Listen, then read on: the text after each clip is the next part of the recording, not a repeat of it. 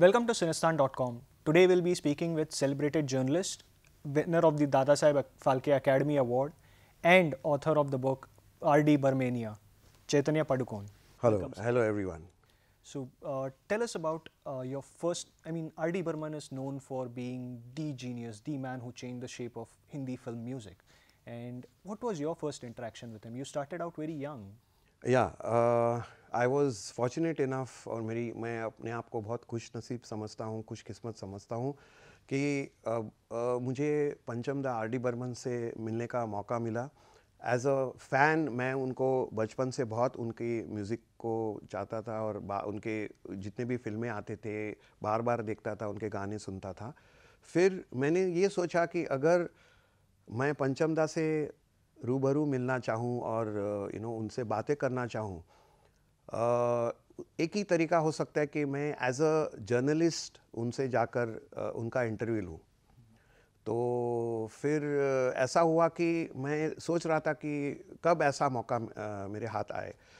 तो in the mean time in 1983 first time 25 साल के बाद पंचम दा R.D. बर्मन को सनम तेरी कसम ये मूवी के लिए उनको फिल्म फेयर अवार्ड उनका अनाउंस हो गया. और मैंने सोचा ये बिल्कुल सही मौका है कि अब उनसे जाके बातचीत की जाए और मैं उनसे जाकर मिला.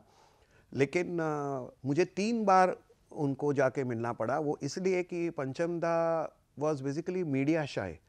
वो बिल्कुल ऐसे नहीं थे कि मेरी कवरेज आनी चाहिए, मीडिया लाइमलाइट में आना चाहिए, मीडिया में हमारे बारे में तारीफ करनी चाहिए. I was about to ask that your book R.D. Barmania is a lot about recollections of your own meetings with him, regular meetings with him, and that is despite the fact that he was very media shy. He used to avoid giving interviews and stuff. So how did he let you in? When was the point? वो ये था कि he told me that as a fan you can't do my interview. तो उन्होंने मुझे 2 बार मैं गया तो उन्होंने मना कर दिया. फिर उन्होंने कहा you come back as a critic और मैं चाहता हूँ कि आप कुछ भी उटपटांग या उल्टे सीधे सवाल पूछिए, तब मैं जाके आपसे बात करूँगा. तो जबकि पंचम दा ने मुझे खुद इजाज़त दी तो मैंने सोचा चलो अब हम जी भर के मतलब फ्री स्टाइल मतलब जो भी उनकी कंट्रोवर्सीज या सवाल उठते थे उटपटांग तो हम उनसे बातें करेंगे. और मज़े की बात यह है कि कहीं पर भी जब मेरी उनसे बातचीत हुई as a interview as a critic, किसी भी सवाल पे उन्होंने ये नहीं कहा नो कमेंट या फिर मैं इस सवाल का जवाब नहीं देना चाहता हूँ. और बहुत अच्छी तरह से मेरे से बात हुई और आज भी उस इंटरव्यू को लोग पढ़ते हैं और रेफरेंस के हिसाब से यूज़ होता है. उन्हें उटपटांग की बहुत आदत थी. He was known for being this zany, prankful character who always made fun, and I guess that was part of his own creative spirit, I guess. हाँ, बिल्कुल सही. बेसिकली उनका नेचर वो था कि पंचम दा सबको हंसाना पसंद करते थे. He used to get a feel of he used to feel happy and वो बहुत खुश हो जाते थे कि अगर वो किसी को हंसा पाते. मतलब मैंने खुद देखा है कि जब वो रिकॉर्डिंग फिल्म सेंटर में जहाँ स्टेज था रिकॉर्डिंग का, वो पीछे से चुपचाप आते थे और म्यूजिशियन को गुदगुदी करते थे और वो अचानक डर के मारे वो और सब लोग हंस पड़ते थे. और ऑल द टाइम मतलब जैसे आज के दौर में स्टैंड अप कॉमेडी है, उस ज़माने वो कुछ भी अपने वन लाइनर्स सुनाते रहते थे. और उनका जैसे बिरबल का क्या जाता है ना, विटी वन लाइनर्स. मतलब कोई भी चीज़ पूछे, जैसे किसी ने उनको उस वक्त हमने उनको पूछा था कि आप हमेशा साथ में हारमोनिका क्यों लेके जाते हैं, माउथ ऑर्गन. जैसे आज के दौर में हर एक के हाथ में मोबाइल सेलफोन होता है, उस ज़माने में वो या तो अपने 555 सिगरेट पैकेट या हारमोनिका माउथ ऑर्गन लेके जाते थे. वो कहने लगे, मतलब उसके सेंस ऑफ ह्यूमर देखो, कहने लगे कि आपने नोट किया हारमोनिका में मोनिका है तो Monica my darling, oh my darling वो गाना. तो इमीडिएटली उन्होंने इस तरह से रिएक्शन दिया. तो बहुत ह्यूमर के नेचर थे. और आप देखिए उनका गाना एक चतुर नार पड़ोसन का, जो इतना मतलब लोग 50-100 बार देखते तो भी लोग दोबारा देखते हैं और वो हंसना पसंद करते हैं. एक चतुर नार करके सिंगार, एक चतुर नार करके सिंगार, मेरे मन के द्वार ये घुसत जात, हम मरत जात, अरे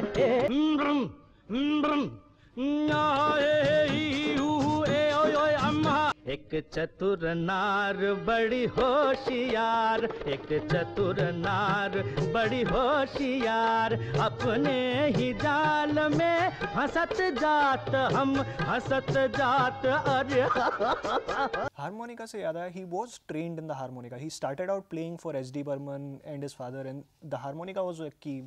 The song ये दिल ना होता बेचारा, I guess.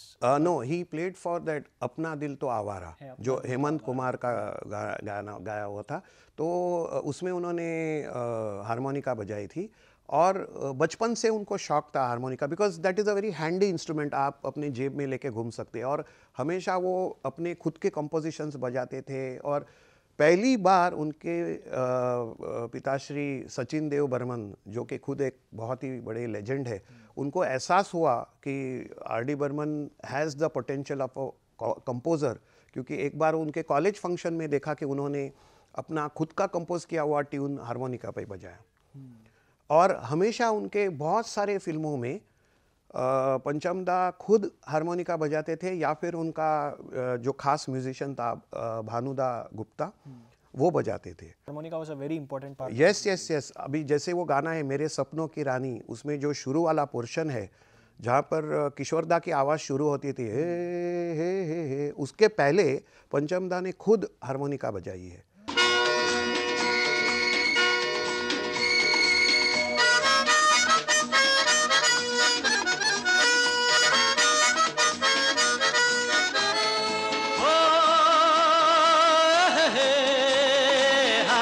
राजेश खन्ना यानी कि काका जी के साथ बहुत अच्छी गहरी दोस्ती हुई, क्योंकि that was Aradhana was Rajesh Khanna को सुपरस्टार बनाया था उन दिनों में। हारमोनिका से मोनिका की तरफ, the song that he sang in his own voice, that falsetto and guttural tone that he brought out. Monica, oh my darling, Monica, oh my darling. वो एक यूनिक छाप छोड़ गया हिंदी फिल्म इंडस्ट्री पे, and people have tried to recreate it. और आजकल हर composer अपना गाना खुद गाता है, लेकिन when RD. Burman tried it, पहली बार किसी को पता नहीं चला होगा शायद कि आर.डी. बर्मन की आवाज़ है करके। या बिल्कुल, मैंने उनको पूछा था कि पंचमदा आप ये अनयूजुअल और मतलब अनकन्वेंशनल प्लेबैक क्यों करते हैं। उन्होंने मुझे कहा था कि I don't want to be considered as a regular conventional playback singer, मैं अपनी अलग एक आइडेंटिटी बनाना चाहता हूँ। और मेरे पिताश्री सचिन देव बर्मन, उन्होंने मुझे ये एडवाइस किया था कि खुद अपनी एक पहचान बना लो, जैसे उनका गाना भी है, मेरी आवाज़ ही पहचान है अगर याद रहे। तो वो चाहते थे कि कुछ हट के आवाज़ होनी चाहिए कि सुनते ही आप उसको पहचान सकते कि ये पंचमदा की आवाज़ है। तो ये जो उनका जो आवाज़ था, जो पहली बार उन्होंने यूज़ किया था मेरी जान मैंने कहा फिल्म द ट्रेन में, मेरी जान मैंने कहा, मेरी जान तूने सुना, मेरी जान मैंने कहा, मेरी जान तूने सुना, दिल ने दिल से क्या कहा, तो वो जो आवाज़ है, तो जिसको हम रास्प या बेस ग्रंट कहते हैं, मैंने उनको पूछा था, दादा पंचमदा ये आपको ये इस तरह से गाने की इंस्पिरेशन कहाँ से आई। तो ही वॉज वेरी ऑनेस्ट, मतलब वो ट्रांसपेरेंट थे वैसे बोलने में और शेयर करने में। उन्होंने कहा कि वो एक एफ्रो एशियन एक ट्रम्पेटर है जिनका नाम है लुई डैनियल आर्मस्ट्रॉन्ग। तो लुई डैनियल आर्मस्ट्रॉन्ग जो कि ट्रम्पेट बजाते थे और गाते भी थे, और हाईलाइट की बात है कि वो जो बोलते थे तो वो वही गटरल बेस ग्रंट में बोलते थे, आजकल क्या हाल है आपका, इस तरह से वो बोलते थे। तो ये पंचमदा ने कैच किया, उनको लगा। और पंचमदा जैसे आप सबको पता है कि bye nature he was experimental, वो कभी डरते नहीं थे, दुनिया की परवाह नहीं करते थे कि कौन क्रिटिसाइज करेगा, पता नहीं कैसे एक्सेप्ट होगा। उन्होंने सोचा चलो कर देते, लेट्स सी व्हाट हैपेंस। तो फर्स्ट टाइम जब गाना उन्होंने गाया तभी एक कोरस डांसर पे पिक्चराइज हुआ, लेकिन देखिए उसी आवाज़ को कट टू राजेश खन्ना काका जी पे पिक्चराइज हुआ इन द फिल्म अपना देश, दुनिया में लोगों को वही आवाज़ का मतलब उन्होंने झलक उसमें भी इस्तेमाल किया, and that was on the top superstar.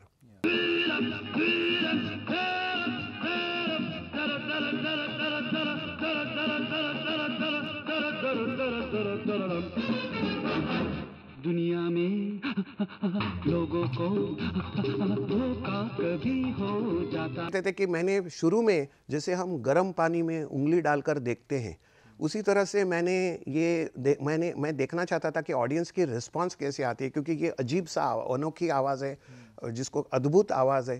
तो ऑडियंस की इतनी अच्छी उनको रिस्पांस मिली और लोगों को लगा अरे यार क्या बात है, समथिंग डिफरेंट। तो ये लेकर के उन्होंने मतलब कई सारे गानों में ये यूज़ किया, और आज की तारीख में भी ये आवाज़ यूज़ की जाती है। लोग जो लाइव रियलिटी शो होते हैं, नए सिंगर सुपरस्टार बन गए ये आवाज़ निकालने से। हालांकि उनकी वो एक प्रॉपर टोन में भी गाते थे, तो मधुर आवाज़ थी। I mean, बिल्कुल बिल्कुल जैसे शराबी आंखें गुलाबी चेहरा, करेक्ट मदहोश करेक्ट में। Correct correct. शराबी आंखें गुलाबी चेहरा, शराबी आंखें गुलाबी चेहरा, कैसा लगे मेरा दिलवा, दिलवा। क्या है, मैंने पंचमदा को ये भी पूछा था कि आप नॉर्मल आवाज़ में गाते हैं, तो उन्होंने कहा हाँ मैं बिल्कुल गाता हूँ। मेरी थोड़ी लिमिटेशन इसलिए उन्होंने कहा था कि बचपन में मेरी टॉन्सिल की ऑपरेशन हुई थी, उस वजह से मुझे थोड़ी लिमिटेशन है, इसलिए मैं ज़्यादा क्लासिकल नहीं गाता हूँ, और ज़्यादातर मैं फॉल्सेटो में high Octave high pitch voice में गाता हूँ, जैसे महबूबा गाना है, ये शराबी आंखें गुलाबी चेहरा। लेकिन आमतौर पे उनकी जो नॉर्मल वॉइस थी बहुत ही मधुर थी, यू नो इट वाज मतलब सुनने में बहुत मज़ा आता है। लेकिन पंचमदा ने मुझे क्या कहा कि I want to be different, मतलब वो हमेशा क्रांति, उनको ये था कि नहीं, और उनका ये था कि उनकी आवाज़ सुनते ही लोगों का पूरा ध्यान उनके तरफ आना चाहिए। अभी कोई भी गाना सुनते हैं वकाओ, यू नो, हाँ, तो मतलब ओपनिंग आप उनकी जो इंट्रो देखो, मेजॉरिटी गानों में आपकी ध्यान खींच लेते। आज के तारीख में भी कमर्शियल जिंगल में उनकी आवाज़ यूज़ की जाती है कि बिकॉज अटेंशन खींच लेता है, because he is different and he dare to be different. True. I mean, with a father like S.D. Burman, he had to be different. Otherwise, very few people would have recognized him. correct. In that way, he actually surpassed S.D. Burman by singing for a lead hero. Rather, when S.D. Burman actually, even though he sang, nobody picturized him on a lead hero. Correct. क्या है कि सचिन दा की आवाज़ जो है वो इतनी मतलब खास, एक पूरा एक फोक का टच था, और एक मतलब एक different type of voice, unconventional voice थी, very rich voice, resonant voice. तो हमेशा उनके सचिन दा के गाने बैकग्राउंड में यूज़ किए जाते थे। लेकिन पंचमदा की किस्मत देखो, समंदर में नहा के जैसे गाना आप पुकार में देखेंगे, अमिताभ के ऊपर उनका वॉइस पिक्चराइज हुआ। आमतौर पे अमिताभ के लिए बेस वॉइस यूज़ किया जाता है, लेकिन नॉर्मल वॉइस अमिताभ के ऊपर पिक्चराइज किया गया और वो गाना सुपरहिट हो गया, समंदर में नहा के और भी नमकीन लगती हूँ। समुंदर में नहा के और भी नमकीन हो गई हो, समुंदर में नहा के और भी नमकीन हो गई हो। In that way, was his unconventional sense and very frank behavior, was that a boiling point in the industry? Because there came a time when he was facing some struggle, even though he was still giving good music during the 80s and between the 80s and the 90s.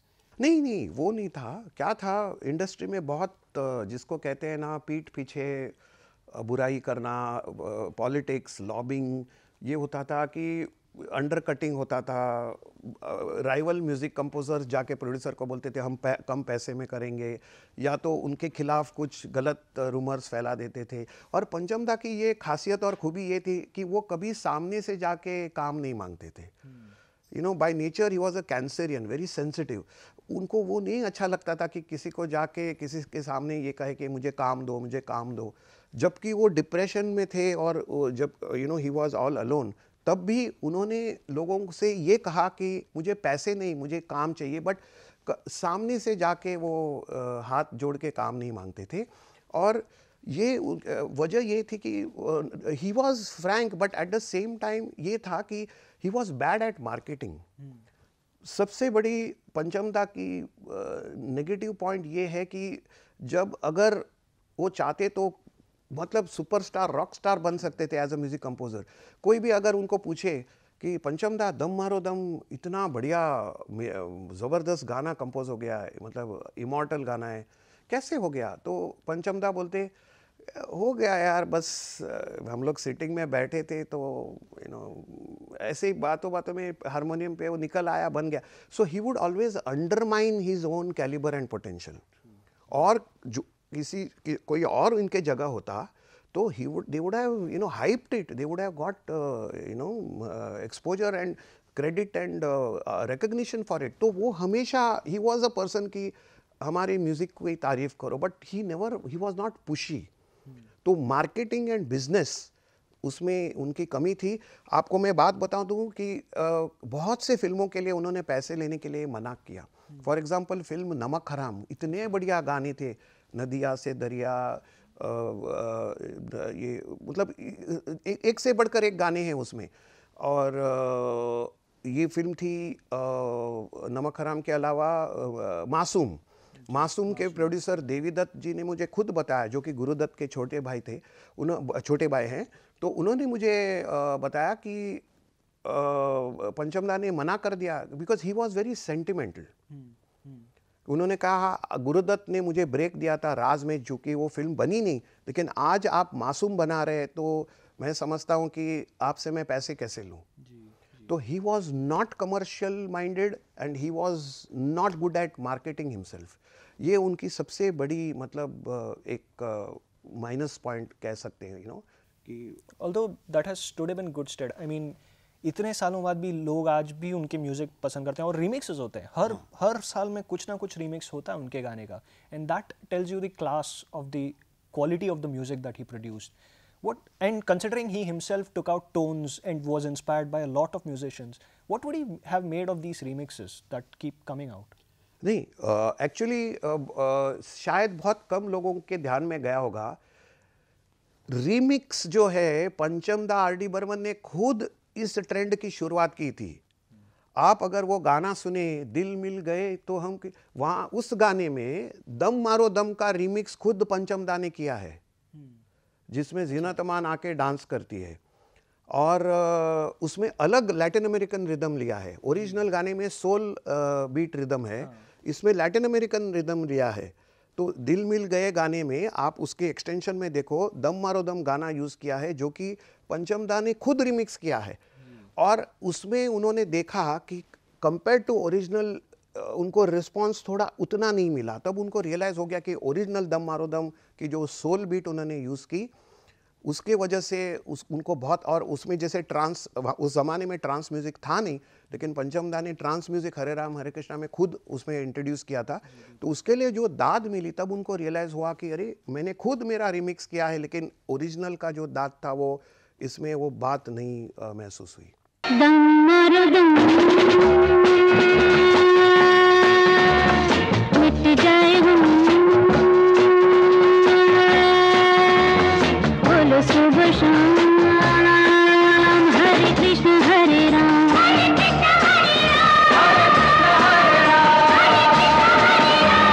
So what would he have made अगर वो आज जिंदा होते तो क्या सोचते? आज अगर पंचमदा जिंदा होते तो पूरी संगीत के, फिल्म संगीत के क्षेत्र में बहुत बड़ी क्रांति आ जाती, बिकॉज आज जैसे ऑडियो में फैसिलिटीज़ है, जितने हाई टेक फैसिलिटीज़ है, जो सराउंड साउंड, एटमॉस, डॉल्बी और मल्टी ट्रैक रिकॉर्डिंग और इतने सब डिजिटल का जो इतना एडवांस हुआ है, 50 साल पहले जो पंचमदा ने गाने रिकॉर्ड किए थे आज भी लोग सुनते हैं तो उनको लगता है कि जस्ट 4 महीने पहले हुए हैं। तो आज की तारीख में अगर वो पंचमदा जिंदा होते तो पूरी मतलब खलबल ही मच जाती इंडस्ट्री में और म्यूज़िक इंडस्ट्री में, और लोगों को तो इतना मतलब खजाना मिल जाता, मतलब आज के दौर में एक अलग नया खजाना मिलता था। ये नहीं, उनके पुराने गाने का खजाना आज भी है, क्योंकि वो he was a futuristic composer, जो उन्होंने 40-50 साल पहले कंपोज किया है। आज भी लोग सोचते हैं कि ये हाल ही में मतलब म्यूज़िक रिलीज़ हुआ है, लेकिन आज हम उनकी कमी महसूस करते हैं। और मैं आपको एक बात बता दूं, राजेश खन्ना काका जी जो उनके बहुत करीब के दोस्त थे, वो हमेशा मुझे कहते थे जब उनका निधन हो गया कि पंचम दा हमें छोड़ के नहीं गए हैं, वो हमेशा ज़िंदा रहे थे, हमेशा रहेंगे। उनके गाने इतने सुपरहिट एवरग्रीन गाने हैं जो है, उसके ज़रिए हमारे दिलों में रहेंगे। और पंचम दा को मैंने एक बार पूछा था कि दादा आपको ऐसा कभी लगता नहीं कि आपके बच्चे होते तो शायद आपकी नेक्स्ट जनरेशन के लिए आपको म्यूज़िक, आपका ये परंपरा आपकी कंटिन्यू होती? तो उन्होंने कहा, कुछ सोचा, उन्होंने कहा कि नहीं, मेरे जितने भी सुपरहिट गाने हैं वही मेरे बच्चे हैं, वो हमेशा मेरा नाम रोशन करेंगे, हमेशा मुझे अमर रखेंगे। मतलब सारे जितने भी गाने थे, he used to consider them like his children, कि हमने इनको पैदा किया है ये गाने को। तो उनको ये कभी मतलब ऐसा उन्होंने बहुत सेंटिमेंटली मुझे ये जवाब दिया था। एक पर्सनल सवाल, I mean, you have been in touch with him at a very close level and you have had a rapport with him. Is there at any time any regret that you wanted to tell Pancham Da that you did not?